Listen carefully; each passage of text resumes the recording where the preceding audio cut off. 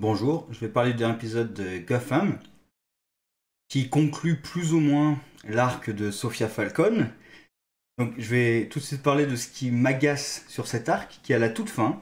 C'est que cet épisode aurait pu conclure l'arc de Sophia Falcon, sauf qu'à la fin, ils ont cru bon de rajouter elle est dans un coma. Or, elle s'est pris une balle dans l'abdomen et une balle en plein milieu du front, bien visible à l'écran.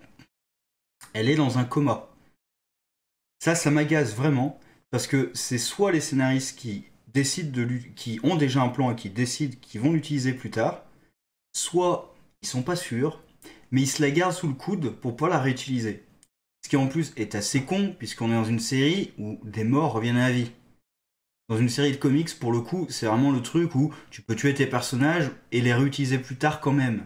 Donc c'est un peu con de la laisser en suspens comme ça, alors que on a vu sa mort à l'écran. On la voit quand même se prendre une balle en plein milieu du front. C'est un peu con de la garder en vie. Bon, alors, à part ça, l'épisode était très bien, puisqu'on se concentre essentiellement sur Sophia Falcon, et évidemment Riddler, Penguin, et qui s'allie à Lee. De son côté, Gordon aussi avec Belloc, qui veut faire tomber Lee, donc ils ont tous le même objectif. Tout l'épisode se concentre là-dessus. C'est le point focal. Après, il y a deux ou trois petites choses. Il y a Bruce et Selina qui ont un tout petit arc à côté qui laisse poser une question. D'ailleurs, quand Bruce va devenir Batman, Selina, elle sera forcément au courant. Parce que là, elle voit Bruce se défendre à son âge. Il se défend quand même pas mal. Donc il aura du mal à cacher que oui, non mais non, je sais pas me battre, je ne combats pas le crime, je n'ai rien à voir avec Batman. Quoi, tous ces gadgets, toute sa fortune? Non, rien à voir avec moi. Il va avoir du mal à le cacher quand même. Alors, est-ce qu'il va le cacher? Est-ce qu'il pourrait faire qu'il ait une relation directe avec Selina? Parce que déjà à l'heure actuelle dans les comics, hein, alors je sais plus s'ils se sont mariés ou s'ils vont se marier.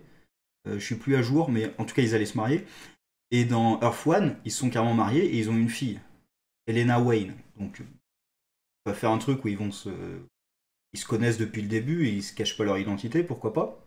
Bref, il y a un tout petit peu de Grundy qui apparaît un petit peu, qui m'intéresse pas du tout, franchement. Il nous sort le truc de ah, je suis un monstre, il faut que je redevienne comme avant, mais je peux pas rester avec toi, du coup je vis dans les égouts. Déjà, t'as pas besoin de vivre dans les égouts. Enfin, tu peux leur demander à un endroit où te mettre, pas les égouts, pas forcément. Bref, et puis c'est quoi ton problème exactement? T'es juste blanc quoi. Il a qu'à se teindre les cheveux et se mettre un peu de maquillage et c'est réglé. Qu'est-ce qu'il a de si horrible? Ah oui, il a une super force et il peut quasiment pas être blessé. C'est horrible, vraiment, c'est abominable. Enfin, voilà, mais c'est pas Simon Grundy quoi, c'est Butch, point. Donc hop, on le met de côté, il sert à rien. Il va jouer les muscles de temps en temps, mais sinon son arc est inintéressant. On saupoudre un petit peu la suite, c'est-à-dire Rachel Gould qui va peut-être revenir au travers de Barbara, vu qu'il lui a passé une espèce de pouvoir mystique, un truc comme ça, une partie de lui-même peut-être, hein, vu qu'elle a une vision où elle le voit. Donc la question c'est qu'est-ce qu'il lui a transmis, qu'est-ce que ça va faire, est-ce que ça va ramener Rachel Gould à la vie d'une façon ou d'une autre? On verra ce que ça donnera. Et forcément, ça va se lier à Bruce Wayne, vu que c'est censé être l'héritier de Rachel Gould après lui, donc on verra. Et ça, c'est pour la suite. Et l'arc principal, donc Penguin et Riddler, leur relation continue à être très bonne, avec Riddler qui se fait torturer et qui ne dit rien. Enfin, il sort ses énigmes, mais il ne donne pas Cobblepot. Et du coup, Cobblepot, bien qu'il ait sa vengeance juste sous le nez, décide d'aller sauver Riddler. Du coup, les deux se réconcilient comme ça. Et on voit le Penguin qui est pas justement qui est pas un sociopathe, contrairement à Sophia, qui quand il a des alliés, même le gamin, qui prend la peine de sauver, quand il y a des alliés à qui il fait confiance, il y va à fond, il les protège quand même. C'est pas juste un sociopathe, un peu sur les bords, mais quand même, donc là c'est intéressant. De toute façon, la relation Riddler-Cobblepot, mais depuis, franchement, même si j'ai arrêté un temps Gotham, c'est vraiment le truc qui m'avait accroché directement dans la première saison. C'est les deux personnages vraiment qui m'avaient accroché. Donc, ils continuent à le faire. Pour moi, c'est vraiment le gros point positif de cette série en général. Lee, elle passe complètement en crime lord. C'est vraiment... elle a pris le rôle de dirigeante d'un syndicat du crime quasiment. Même si elle dirige pas un syndicat du crime stricto sensu, mais quand même, elle va combattre les Sophia Falcon et compagnie. J'adore aussi justement, c'est maintenant elle est vraiment décisive. Elle hésite pas. Ça, j'aime bien les personnages décisifs. Sophie, elle va pas faire un monologue face à Sophia. Quoi. Hop, elle lui met une balle dans la tête. L'autre qui lui a fait briser la main aussi, et qui bossait avec Sophia, elle lui brise la main aussi. On sait pas exactement si elle l'achève ou pas. J'espère qu'elle l'achève parce que justement la première fois elle l'a laissé vivre, il s'est allié avec Sophia Falcon pour l'entuber. Donc faut pas le laisser vivant. C'est pas une très bonne idée. Tu sais que le mec il va t'en vouloir un petit peu quand même. Freeze, j'ai pas trop aimé de voir Freeze en fait, parce qu'on le voit comme ça, torse nu dans son sous-sol. Ouais, enfin il sert parce que on a besoin de lui pour envoyer Cobblepot chez Sophia, mais sinon voilà, c'est un outil scénaristique en soi et Freeze en soi, et il sert à rien dans cet épisode. C'est un outil scénaristique.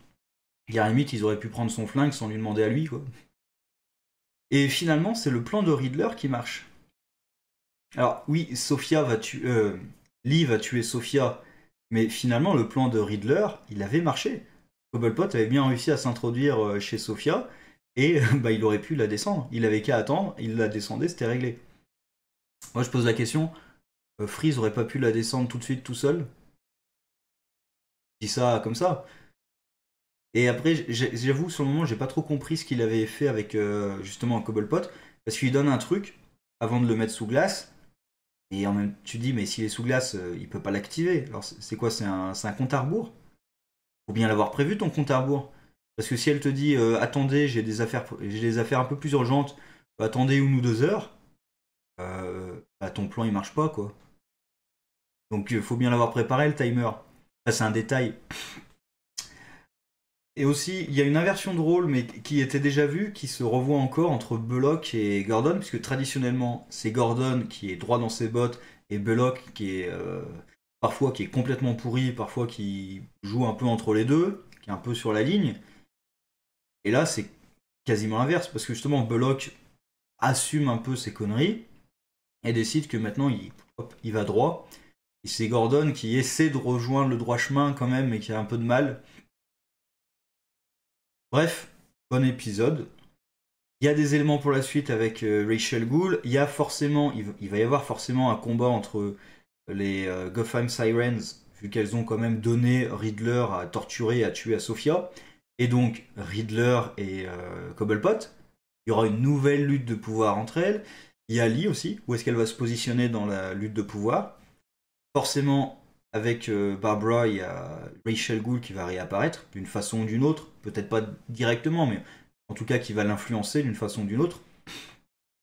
Il reste Poison Ivy, mais bon, voilà. C'est celle qui m'intéresse le moins, franchement. Il l'oublierait, ça me gênerait pas du tout. Donc voilà, sur ce, au revoir.